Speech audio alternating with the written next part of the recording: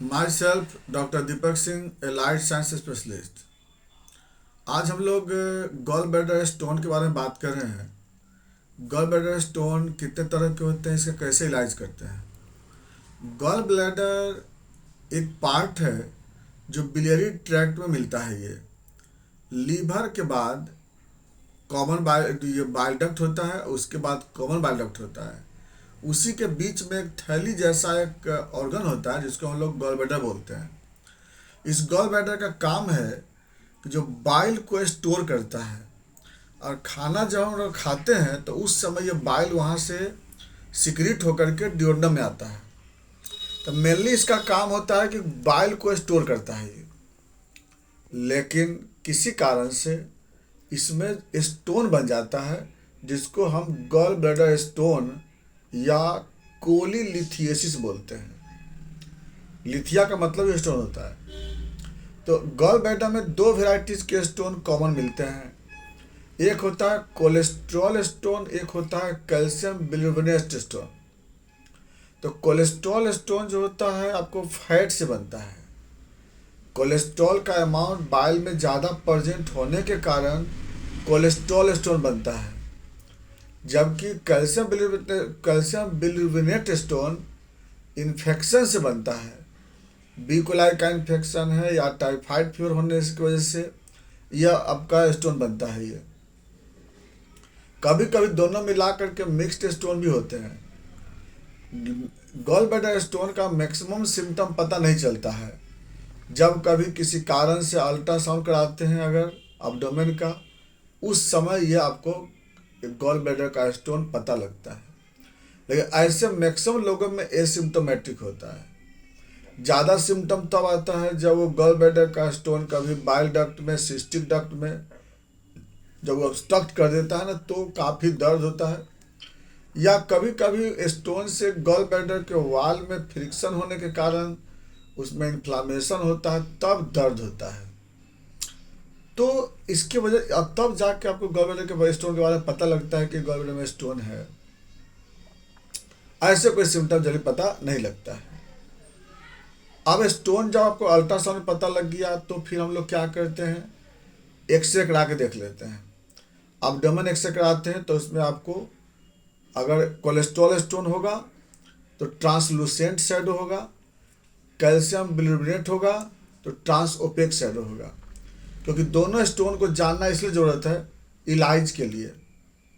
दूसरी बात है हम लोग ईआरसीपी करा के देख सकते हैं। ईआरसीपी से आपको कंफर्म पता लग जाएगा स्टोन के बारे में। वह उससे भी ना हो तो एमआरसीपी भी कराते हैं, मैग्नेटिक रेजोनेंस ऑफ कोलेंजियोपेंक्टोग्राफी। तो इससे आपको स्टोन का आइडिया आपको पूरा लग जाता है कि किस टाइप का स्टोन है। अब क्योंकि स्टोन को जानना बहुत जरूरी है, अब चलिए हम बात करते हैं इलाज पे कि स्टोन को निकालने कैसे। सबसे पहला है कि इसमें हमको पेशेंट को बार बार बोलते हैं, बार बार ईटिंग करने के लिए बोलते हैं। देखो जितना बार वो खाना खाएगा उतना बार सीसी के बनता है। कहाँ से? आपको पाइलोरिक स्फिंक्टर से, आपका स्टमक का ही पार्ट है, वहीं से बनता है सीसी के, कोलिसिस्टोकाइनिन। वो गॉल ब्लैडर को बार बार क्या करता है, कंटेक्ट करता है। अब बार बार कंटेक्ट करेगा तो वहाँ से क्या होगा, स्टोन जो है छोटे छोटे पार्ट बन करके, कोलॉइड बन करके बाहर निकल देंगे वो। तो सबसे पहला मैनेजमेंट यही होता है कि हमको पेशेंट को कम से कम 3 से 4 घंटा पे एक बार बोलते हैं कोई प्रोटीनस डाइट खाने के लिए। यह बहुत इंपॉर्टेंट पॉइंट है।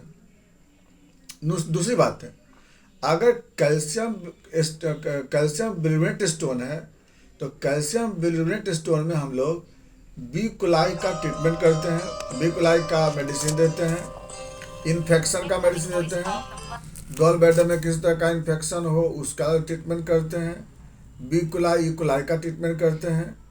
यह हम लोग अगर कैल्शियम बिलिरुबिनेट स्टोन होता है तब करते हैं। उसके बाद नंबर 2, अगर कोलेस्ट्रॉल स्टोन होता है तो हम लोग फैटी डाइट के लिए अवॉइड करते हैं, प्रॉपर एक्सरसाइज कराते हैं पेशेंट को, और प्लस किसी तरह से कोलेस्ट्रॉल बॉडी में ज़्यादा बढ़े नहीं। कंट्रासेप्टिव ड्रग्स ये सबसे अवॉइड करना है। उसके बाद एस्ट्रोजेन का जो अगर अमाउंट बढ़ रहा है तो उसको हम लोग रिड्यूस करते हैं। तो ये सब कुछ है जिसकी वजह से हम लोग मैनेजमेंट करते हैं। अब बाकी ऐसा कुछ नहीं है कि आपको पिगमेंटेड डाइट लेने से आपको यह स्टोन जो है बनता है, ये सब कुछ नहीं है। वह रीनल स्टोन के लिए होता है, गॉल ब्लैडर के लिए नहीं है। गॉल ब्लैडर के लिए मेन मैनेजमेंट हम लोग फैट ब्यूकलाइन का ट्रीटमेंट करेंगे और प्लस हम लोग खाना खाने के लिए एडवाइस करते हैं बार बार। कोलेस्ट्रॉल स्टोन होने पर हम कौन कौन से होम्योपैथिक दवा देते हैं? होम्योपैथिक में आपको सबसे बड़ा कि कॉन्स्टिट्यूशन पर भी डिपेंड करता है ये दवा, और पेशेंट टू पेशेंट डिपेंड करता है। लेकिन फिर भी अगर कोलेस्ट्रॉल स्टोन है तो सबसे पहले हम लोग कोलोस्टिनम यूज करते हैं। नंबर 2 कालमेग क्यू मदर टिंचर, इसको हम लोग 10 बूंद 3 बार देते हैं। कालमेग क्यू से क्या होगा कि कोलेस्ट्रॉल का जो लेवल है वह घटेगा, वो बाइल साल्ट में कन्वर्ट करेगा, इसलिए क्या होगा कि कोलेस्ट्रॉल कम हो जाएगा उसमें। एक हम लोग कालमेग क्यू चलाते हैं इसीलिए। नंबर 2 बोले थे कोलेस्ट्रिनम। कोलेस्ट्रिनम देने से क्या होगा, कोलेस्ट्रॉल का जो लेवल है वो भी घटता है इसमें। इसका 3rd नंबर पे लाइकोपोडियम देते हैं। लाइकोपोडियम से क्या होगा कि लीवर का फंक्शन प्रॉपर रहेगा, इसकी वजह से आपका स्टोन जो होता है वह कम बनेगा इस केस में। अगला हम लोग देते हैं इसमें सरसा पहिला देते हैं। सरसा पहिला से क्या होगा कि इन्फेक्शन जो है वो कम होगा गॉल ब्लैडर में, और प्लस इंजुरी कम होंगे वहाँ पे। अगला मेडिसिन से बल्गेरिस वगैरह देते हैं। बल्गेरिस वगैरह मदर टिंचर में इसलिए देते हैं क्योंकि गॉल ब्लैडर के वाल से स्टोन अटैच ना करे, क्योंकि अटैचमेंट को हटाने के लिए हम लोग बल्गेरिस यूज़ करते हैं, उसको मदर टिंचर में यूज़ करते हैं। अगर कैल्शियम विलिमेंट स्टोन होगा तो उसमें हम लोग क्या चलाते हैं, बी कोलाई मेडिसिन चलाते हैं या फिर ई कोलाई मेडिसिन देते हैं। अगली मेडिसिन इसमें हम लोग थूजा यूज करते हैं। थूजा हम लोग 200 में देते हैं, दिन भर में 2 बार चलाते हैं पेशेंट को। इसके बाद जो अगली दवा होता है इसे फेरम फॉस देते हैं। फेरम फॉस इसलिए देते हैं कि चूंकि इन्फेक्शन वगैरह वहाँ पे ना हो, इन्फेक्शन को कम करने के लिए वहाँ पर मेडिसिन देते हैं। बाकी अगर दर्द है तो वहाँ पर बेलाडोना यूज़ करते हैं। अगर वहाँ पे हाइड्रास्टिस यूज करते हैं पेशेंट को हम लोग। तो ये सब दवा हम लोग पेशेंट को देते हैं, यह मेडिसिन है। और बाकी तो जैसा कॉन्स्टिट्यूशन होता है उसके अनुसार हम लोग दवा चलाते हैं, एक जैसा तो दवा है नहीं। तो बाकी बातें चलेंगे नेक्स्ट वीडियो में। Thanks for watching.